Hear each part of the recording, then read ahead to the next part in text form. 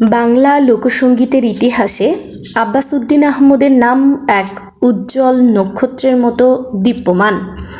তিনি শুধু একজন গায়ক ছিলেন না, তিনি ছিলেন বাংলার মাটি, মানুষ ও সংস্কৃতির এক জীবন্ত প্রতিচ্ছবি।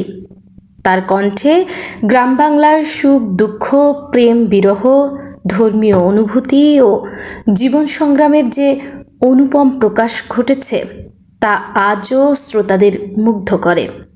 পল্লীগীতি ও লোকসঙ্গীতকে জনপ্রিয়তার শিখরে পৌঁছে দেওয়ার ক্ষেত্রে তার অবদান অনস্বীকার্য।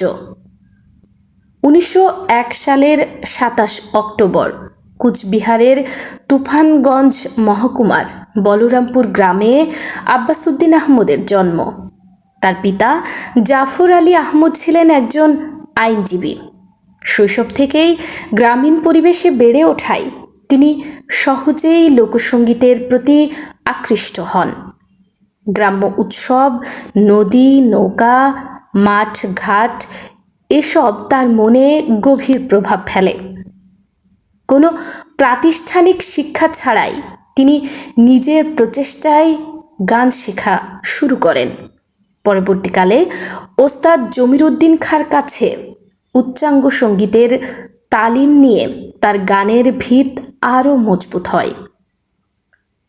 সঙ্গীত জীবনের শুরুতে তিনি ভাওয়াইয়া, খিরোল ও চটকা গানকে পরিচিতি লাভ করেন।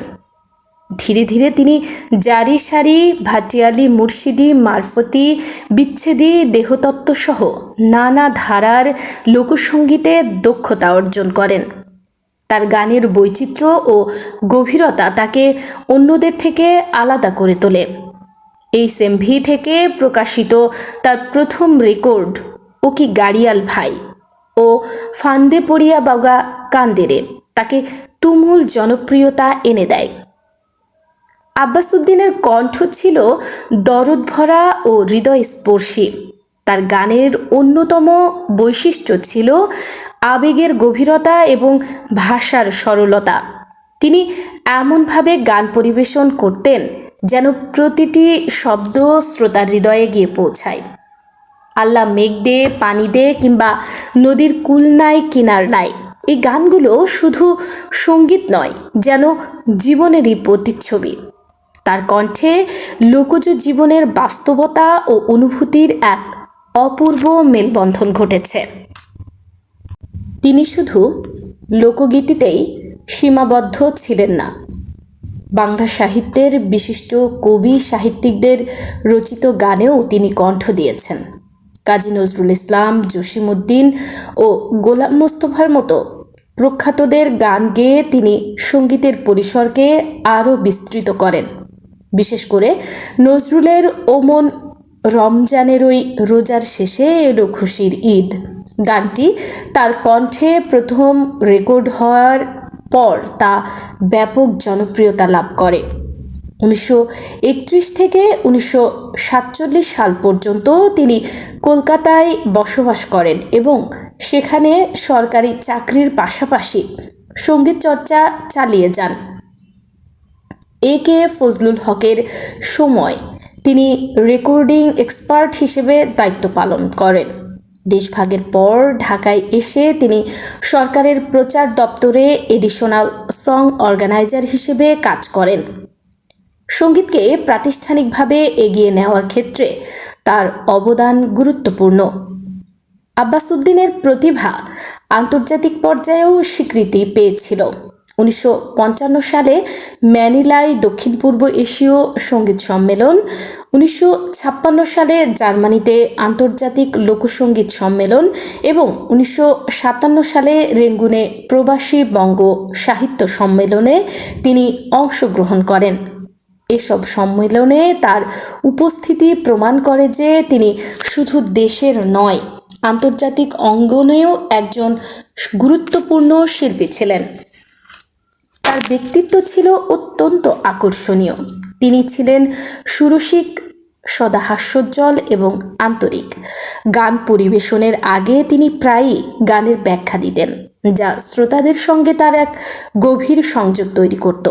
তার বাসভবন হীরা মন মঞ্জিল ছিল শিল্পী সাহিত্যিকদের এক মিলন কেন্দ্র, যেখানে নিয়মিত সাহিত্য সভা ও সঙ্গীতের আসর বসত। আব্বাসউদ্দিনের জনপ্রিয়তার পেছনে কয়েকটি গুরুত্বপূর্ণ কারণ রয়েছে। প্রথমত, তিনি সাধারণত মানুষের ভাষায় এবং তাদের জীবনের কথা তুলে ধরেছেন। দ্বিতীয়ত, তার কণ্ঠে ছিল এক অনন্য আবেগ, যা সহজেই মানুষের হৃদয় স্পর্শ করত। তৃতীয়ত, তিনি লোকসঙ্গীতের প্রায় সব ধারায় পারদর্শী ছিলেন। সর্বোপরি তার গান ছিল সময়ের প্রতিচ্ছবি, যেখানে মানুষের আশা আকাঙ্ক্ষা, দুঃখ বেদনা ও সংগ্রাম প্রতিফলিত হয়েছে। তার মৃত্যুর পরও তার জনপ্রিয়তা একটুও কমেনি। 1959 সালের 30 ডিসেম্বর তিনি মৃত্যুবরণ করেন, কিন্তু তার গান আজও সমানভাবে শ্রোতাদের মুগ্ধ করে রেখেছে। তার উত্তরাধিকার বহন করেছেন তার সন্তান ফেরদৌসী রহমান ও মুস্তফা জামান আব্বাসী, যারা নিজ নিজ ক্ষেত্রে সঙ্গীতে খ্যাতি অর্জন করেছেন। সবশেষে বলা যায়, আব্বাসউদ্দিন আহমদ ছিলেন এমন এক শিল্পী যিনি সঙ্গীতকে মানুষের জীবনের সঙ্গে একাত্ম করে তুলেছিলেন।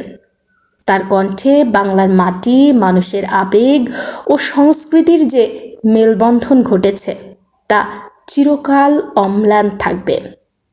তিনি শুধু একজন গায়ক নন, তিনি বাংলা লোকসঙ্গীতের এক অমর কিংবদন্তি।